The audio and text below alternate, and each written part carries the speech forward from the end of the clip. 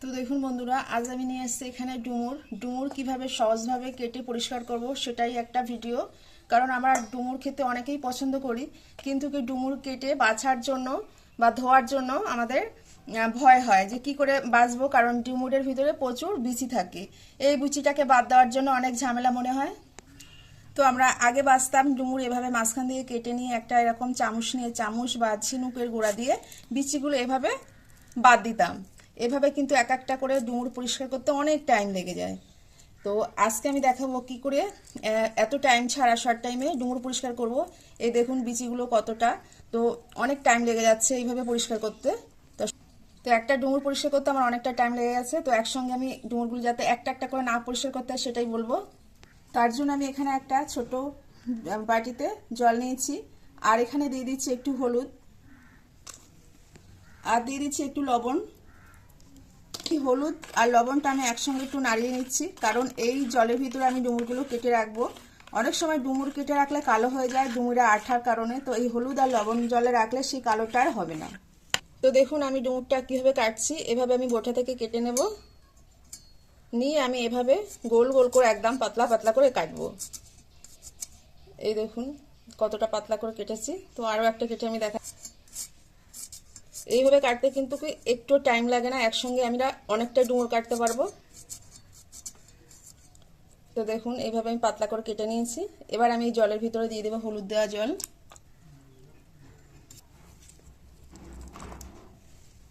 তো এভাবে আমি বাকি ডুমুরগুলো সব কেটে নেবো, এরকম বোটা ছাড়িয়ে একদম পাতলা করে কেটে জলে বুড়িয়ে দেবো। তারপরে কি করব সেটা আমি বলবো। তো দেখুন এইভাবে আমি সমস্ত ডুমুরগুলো কেটে নিয়েছি, আর এই লবণ হলুদ দেওয়া জলে বুড়িয়ে দিয়েছি। তো এখানে বুঝতে পারছেন জলটা কেমন একটু কালো হয়ে গেছে, আর অনেক ডুমুরের বিচিগুলোই কিন্তু এর সঙ্গে বেরিয়ে এসছে, যার জন্য আমাকে আর আলাদা করে বিচি ছাড়াতে হলো না। তো এইভাবেই 2-3 বার জল পাল্টে ধুয়ে নেব। তাহলে কত সহজভাবে আমরা কত শর্ট টাইমে ডুমুরটা কেটে ফেললাম।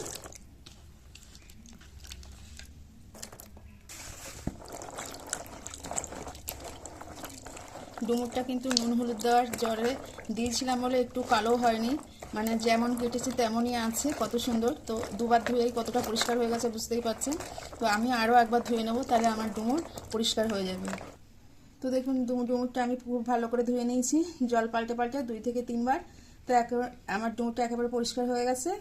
তো যেটা আমি দেখাতে চেয়েছিলাম কত সহজভাবে ডুমুর কাটা যায়। তো বন্ধুরা, আমি এতক্ষণ ধরে দেখালাম কিভাবে সহজ পদ্ধতিতে ডুমুর কাটা যায়। তো এখন দেখাবো ডুমুর রান্না। আমি খুব সহজভাবেই নিরামিষ ডুমুর রান্না করব, যার জন্য আমি এখানে ছোট ছোট করে আলু কেটে নিয়েছি একটা, আর এখানে একটা কড়াই বসিয়েছি গ্যাসে, একটু লবণ দিয়ে নিয়েছি আর একটু হলুদ দিয়ে নিয়েছি ডুমুরটাকে সিদ্ধ করার জন্য। তো লবণ হলুদ দেওয়ার জলে আমি ডুমুরগুলো দিয়ে দিচ্ছি, আর আমি ডুমুরটা এমন করে সিদ্ধ করবো যেন জলটা ফেলে দিতে না হয়, যার জন্য আমি কম পরিমাণে 1 বাটি মতো জল নিয়েছি। এটাতে আমি খুব ভালো করে সিদ্ধ আমার হয়ে যাবে, আর জলটাও থাকবে না। তো ডুমুরটা দিয়ে নিয়েছি, আর একটু আমি চামচ দিয়ে একটু নাড়াচাড়া করে নিচ্ছি উপর নিচ করে। তো এবার আমি এটা ঢেকে দিয়ে দেবো সিদ্ধ করার জন্য। তো আমি ডুমুর আলুটা সিদ্ধ করে নিয়েছি, আর আলু আর ডুমুরের ভিতরে যে জলটা ছিল সেটাও নেই, পুরোটাই টেনে নিয়েছে। আর আমার জলটা ফেলে দিতে হলো না, যেটা আমি সিদ্ধ করে ডুমুর আলুর জলটাই ফেলে দিলাম, তাহলে আর ডুমুরের উপকারিতা কী করে পাবো। তো আসুন এবার এটা আমরা রান্না করে নিই। তো ডুমুরটা আমি ঢেলে নিয়েছি একটা পাত্রে। তো কড়াইটা বসিয়ে দিয়েছি আমি, আর একটু দিয়ে নিচ্ছি তেল, সরিষার তেল। তেলটা আমি একটু কমই দেবো। আর এখানে আমি নিয়ে নিয়েছি একটা টমেটো কুচি, একটা পেঁয়াজ কুচি, আর কাঁচা লঙ্কা 4 পিস। তেলটা গরম হয়ে গেছে, আমি এবারে 2টো শুকনো লঙ্কা দিয়ে দিলাম ফোড়নের জন্য। তো শুকনো লঙ্কাটা একটু কালার এসেছে, আমি দিয়ে দিচ্ছি পেঁয়াজ। পেঁয়াজটা একটু লাল লাল করে নেব।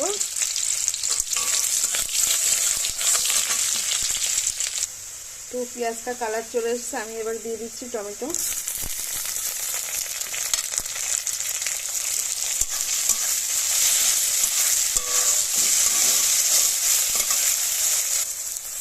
এবার আমি একটু দিয়ে দিয়েছি হলুদ গুঁড়ো, একটু জিরার গুঁড়ো, একটু ধনিয়া গুঁড়ো, আর একটু লবণ। এগুলো দিয়ে আমি টমেটোটা ভালো করে কষিয়ে নেব। এবার আমি দিয়ে দিয়েছি যে লঙ্কাগুলো রেখেছিলাম, কাঁচা লঙ্কাটা। কাঁচা লঙ্কাটা আমি আর কেটে দিইনি, কারণ যেহেতু শুকনো লঙ্কা দিয়েছি দুটো, আর কাঁচা লঙ্কাটা আস্ত দিলাম, মুখটা একটু হালকা করে অল্প করে কেটে নিয়েছি। তো এবার আমি দিয়ে দেবো সিদ্ধ করে রাখা ডুমুরটা দিয়ে খুব ভালো করে আমি কষিয়ে নেব।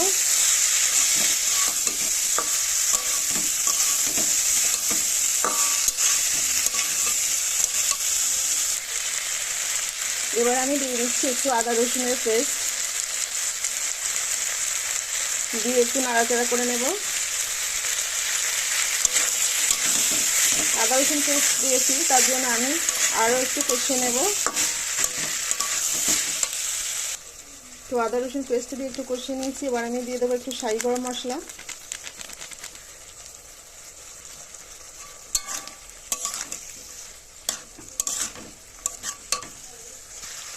এবার আমি দিয়ে দেবো অল্প একটু জল,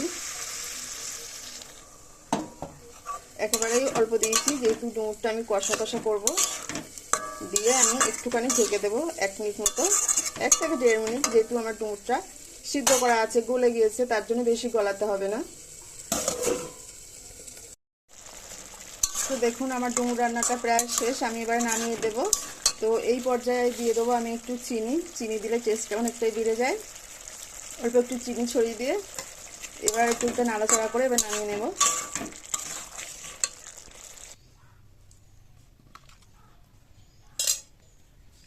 দেখুন আমার রান্নাটা হয়ে গেছে, আমি একটা প্লেটে তুলে নিচ্ছি। কত সুন্দর হয়েছে, আর আমি একটু কষা কষা রেখেছি, ঝোল করিনি। তো দেখতে যতটা ভালো লাগছে খেতে ততটাই ভালো হয়েছিল। তো আমার এই ডুমুর রান্নাটা আপনাদের কেমন লেগেছে অবশ্যই কমেন্ট করে জানাবেন, আর ভালো লাগলে একটু লাইক দিয়ে দেবেন।